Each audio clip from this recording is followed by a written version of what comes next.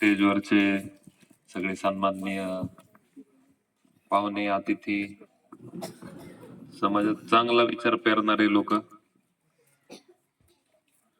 अंगणवाडी ताई दिसत आहेत मला, त्यांचा उल्लेख कोणी केला नाही वाटतं अजून. यस, मस्त. ग्रामस्थ आलेत. तुम्ही करा बाहेर, इकडे बसा घेऊन.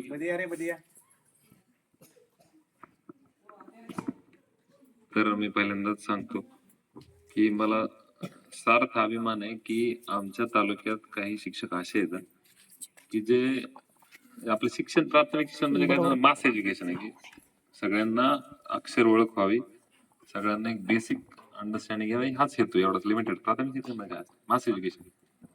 त्याच्या पुढे जाऊन विद्यार्थ्याची सगळ्याच प्रकारात विकास कसा होईल आणि स्वतः पण स्वतःच्या प्रोफेशनल एक्सलन्स बरोबरच स्वतः माणूस म्हणून किंवा एक अभिव्यक्तीचा भाग म्हणून स्वतः कसा विकसित करता येईल याच्यासाठी प्रयत्न करणारे माने सर किंवा त्यांच्यासारखे अजून काही शिक्षक 2-3 मला माहिती आहेत जे तालुक्यात. मोठी गोष्ट आहे की असे शिक्षक आपल्या तालुक्यात आहेत. म्हणजे मी मागच्या वेळेस कुठं गेलतो, आपल्या इथे शाळेत गेलतो, कस्तुरबाला, थोडी तक्रार होते म्हणून गेलो होतो. तर तिथं माने सरांचे लोक लगेच ओळख येतात, असे की माने सरचे लोक आहेत. ओके, पोर हे विद्यार्थी माने सरचे, त्यांच्यात तेवढी कॉन्फिडन्स पण आहे.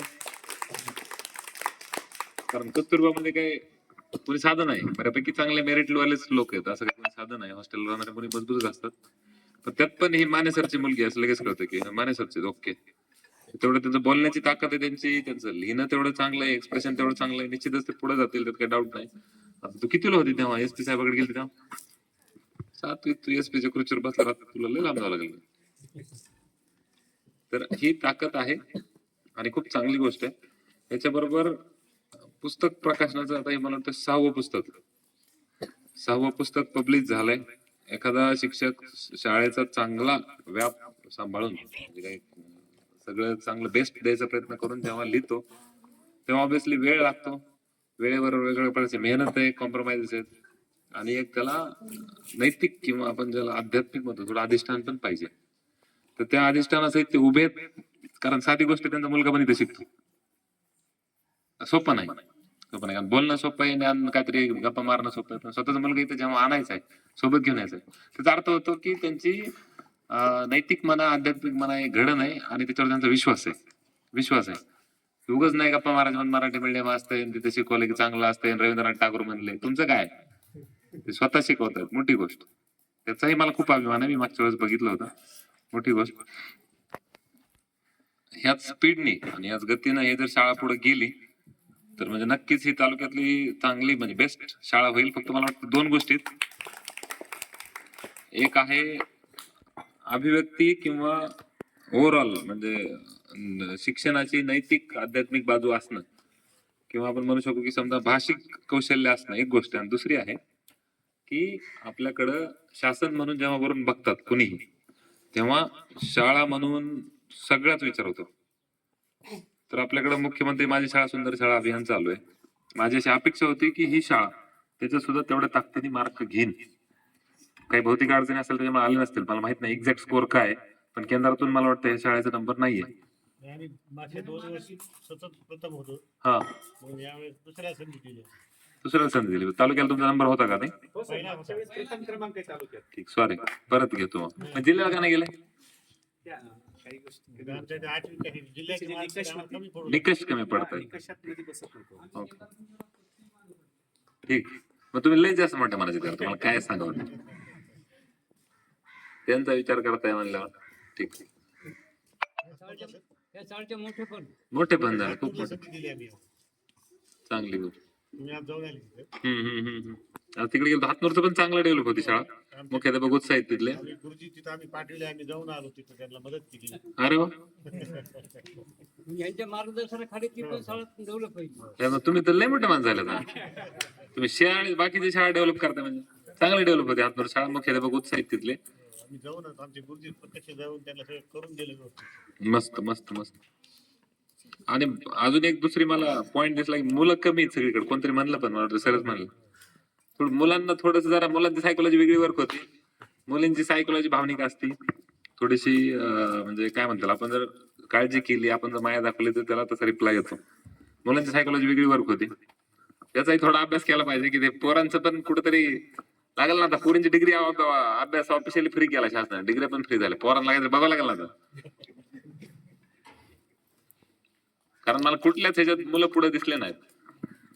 तो एक विषय असो. तो साइड पार्ट आहे. आजच्या पुस्तकाचा मेन हेतू आहे जो की बालकांच्या सायकोलॉजीचा विचार करून ती कशी वर्क होते किंवा शिक्षकाच्या प्रत्येक कृतीचा बालमनावर कसा परिणाम होतोय या पद्धतीचा, म्हणजे त्यात व्यक्त होण्याचा, त्याला सूक्ष्मपणे पाहण्याचा, ते ज्यांची दृष्टी आहे असे एक चांगले ताकदीचे लेखक मला वाटतात माने सर. की मी माझं काही जास्त वाचन नाही पण थोडंफार मी जे वाचलंय ते त्यांची जी त्यांनी गोष्ट सांगितली ती खुर्चीची, ती मी एकदा स्टेटसला पण ठेवली होती.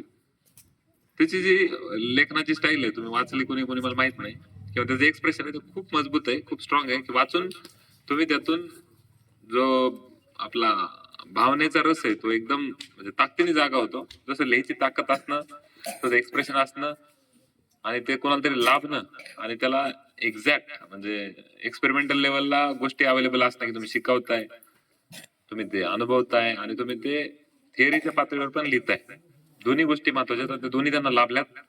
मला वाटतं ते ज्ञानराज नावावर पुस्तक लिहिलंय त्यांनी पहिलं, असं ते बोलले. म्हणजे बेसिक फाउंडेशनल शिक्षण विद्यार्थी कसा घेतो इथून ते ऍक्च्युअल विद्यार्थी शिक्षण घेतो आणि काय काय अनुभव आले किंवा ते कसं कसं उलगडत गेलं ही त्याच्यात ताकद पाहिजे. तर त्या पाहण्याच्या ताकदीला पण म्हणजे काय म्हणतात त्याला, एक वेगळी जीवनाची उंची आहे ती बेसिक. की कोणतरी माणूस ह्या पातळीला गेलाय की तो ते सगळं पाहू शकतो आणि सगळं पाहून पचवून लिहू शकतो, आणि लिहिल्यानंतर पुन्हा डे टू डे लाईफ जगू शकतो. दोन वेगळ्या गोष्टी त्या, की जेव्हा आपण विचार करतो, काहीतरी आयडियल बघतो, लिहितो, आणि पुन्हा day to day grey area मध्ये येतो आणि दुनिया चालवतो.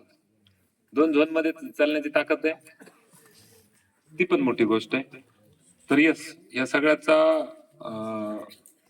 म्हणजे सार्थ अभिमान मला ऍज अ व्हिडिओ आहे की यस, आमच्या शिक्षण विभागात एक चांगलं काम चाललंय. आणि त्याचं खूप त्याचे मुख्याध्यापक पण, विशेषतः मुख्याध्यापक त्याचे आधीमध्ये मला वाटतं झाकले जातात, पण मुख्याध्यापक पण खूप चांगलं ते बॅलन्स करतात की ज्याच्यात सगळ्या प्रकारचे गोष्टी पुढे जाऊन पण अकॅडमिकली कुठं हॅम्पर न होता, किंवा जे बेसिक प्रायमरी एज्युकेशनचा पार्ट आहे तो क्लिअर होतोय. मुख्याध्यापकाचे पण खूप विशेष आभार की ते एवढं सगळं बॅलन्स करतायत. पण बऱ्याच वेळा हे सायकोलॉजिकल पॉलिटिक्स पण होतं. पॉलिटिक्स मध्ये निगेटिव्ह अर्थ नाही की बॅलन्स होत नाही, बॅलन्स होत नाही. कुठं कुणाला तरी वाटतं की ही प्रायोरिटी, कोणाला तरी वाटतं ती प्रायोरिटी. ते सगळं बॅलन्स करून जेव्हा तुम्ही जाताय आणि रिझनेबली जाताय, मोठी गोष्ट आहे. ती पण एक मोठे कौशल्याचा भाग आहे. त्याच्यामुळे मुख्याध्यापकांना सुद्धा शुभेच्छा देतो की एवढ्या सगळ्या गोष्टीला तुमच्या शिक्षकांना तुम्ही स्टेज पुरवताय, त्यांना वेळ देताय, आणि त्यांच्या कार्यक्रमाला स्वतःहून काहीतरी पुढे जाऊन भाग घेताय, पुढे जाऊन काहीतरी करताय. त्याला पण मोठं मन लागतं, त्याला पण मोठा विचार लागतो. कॅप्टन चांगला पाहिजे. यस, कॅप्टन चांगला पाहिजे. कॅप्टन शिवाय मजा नाही. कॅप्टन शिवाय फील बी येत नाही. समजा कॅप्टन तुझं असलं यांनी काय करायचं म्हणलं तर मग ते करून पण त्यांना मजा येत नाही, संध्याकाळी ते बोर होऊन जातं. त्यामुळे कॅप्टनचं बी विशेष आभार की त्यांना कॅप्टन मध्ये घेतच आलं सगळं त्यांचं. कोणी मला कॅप्टन म्हणत नाही.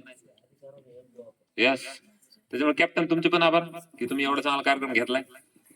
बाकी आता तुमच्यासारखा मी लेखक नाही ना शिक्षक आहे ना मला जास्त बोलता येते, त्याच्यामुळे मला वाटतं मी आटोपत घ्यायला बरं राहील. यस, धन्यवाद.